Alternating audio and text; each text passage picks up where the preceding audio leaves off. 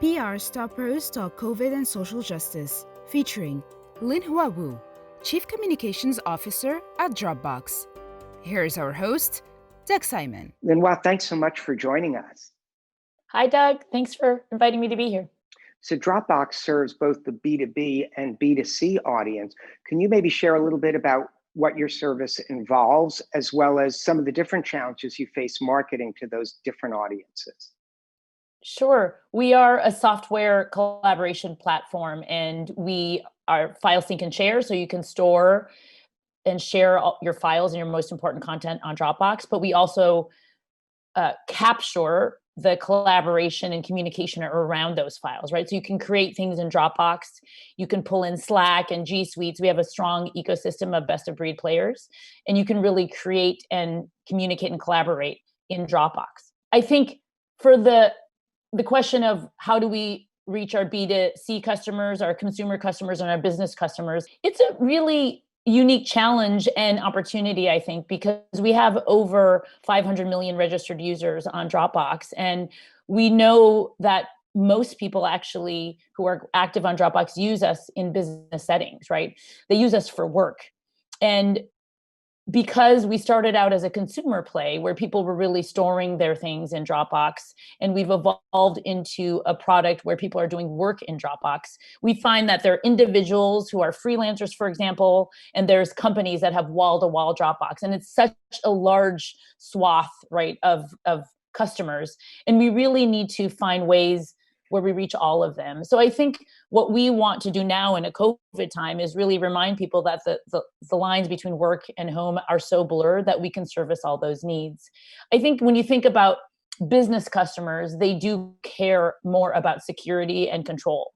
So often you're marketing toward a CIO who is buying Dropbox, for example, for their company, and they're going to care a lot about what is the admin controls, what is the function where I can have sharing settings, and I can do that from a centralized location, and what are the security controls. I think consumers really care about ease of use. And I think Dropbox is simple by design, and it's really easy to use. So we really need to target and segment by audience, like our marketing campaigns and how we talk to them. But I think at the very high level, we want to get the point across is that Dropbox can move very, very well between your home and your work life.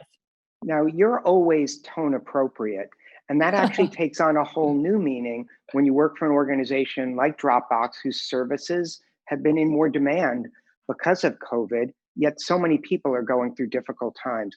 How do you navigate the positive story about what the brand's doing with all the other stories going on? So I don't think there's one recipe to follow, but it is a lot about making sure you understand what the external environment is like. With COVID, the Black Lives Matter movement and all of the killings of innocent Black people, and in California at least, there's the seasonal wildfires that are going on.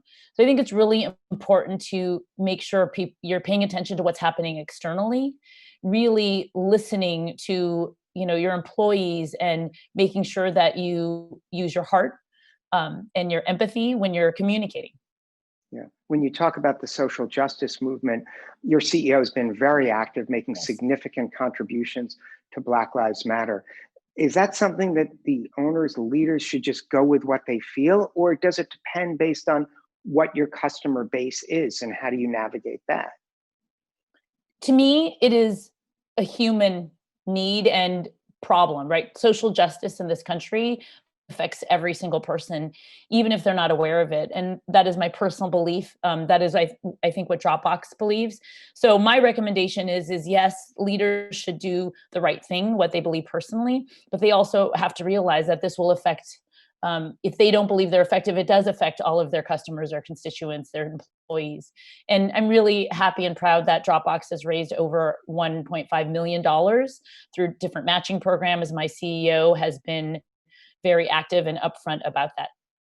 Yeah, you also speak about the need to communicate both externally and internally. And even the point you spoke about early, many of your employees are in California dealing with wildfires, lots of challenges. I mean, Louisiana, they've got hurricanes coming just recently. What's your strategy there that you could share? Internal communications, I think, has just gained in prevalence for countries, for companies across industries in this country. Silicon Valley has definitely an active employee population. And I spend quite a bit of time actually with my internal communications team and thinking about how we best communicate with our 14 offices around the globe. People really are having life problems now, right? Like all of us, right? Work is one aspect of that, but there are parents with children who are at school online, or very young children. They haven't had daycare. Things have been really disrupted. I think, again, it's empathy and communication, transparency, and really figuring out how to best work and support employees, because ultimately we want them to be healthy and in mind and body so that they can do their best work. Yeah, and if we can give a little bit of a scoop, I know you're planning to embark on some of an increased marketing campaign. What can you tell us about that, and how do all these factors weigh into the strategy you're choosing? We do have a master brand campaign planned to launch in the fall, and we're working actively now on the creative for that, and the tagline and the media spend and buy. And it is interesting because when you think about what would resonate with our consumers and our business audiences, we want to make sure that it's tone appropriate, right? If you go too flip and happy and maybe a little funny, is that not going to land well? And I think it's important to realize that this is a serious moment in our history. We have the election coming up, and we don't want it to be a downer because people have had enough of that, but we also have to hit that right tone. So I think, again, there's no silver bullet and magic bullet for this, but it's a lot about judgment and uh, feedback and listening to what we think would really resonate. Great. Well, I'm sure the audience was listening to you and getting some great advice and tips from that. Thanks so much for being with us. Thanks so much, Doug. It was great being here.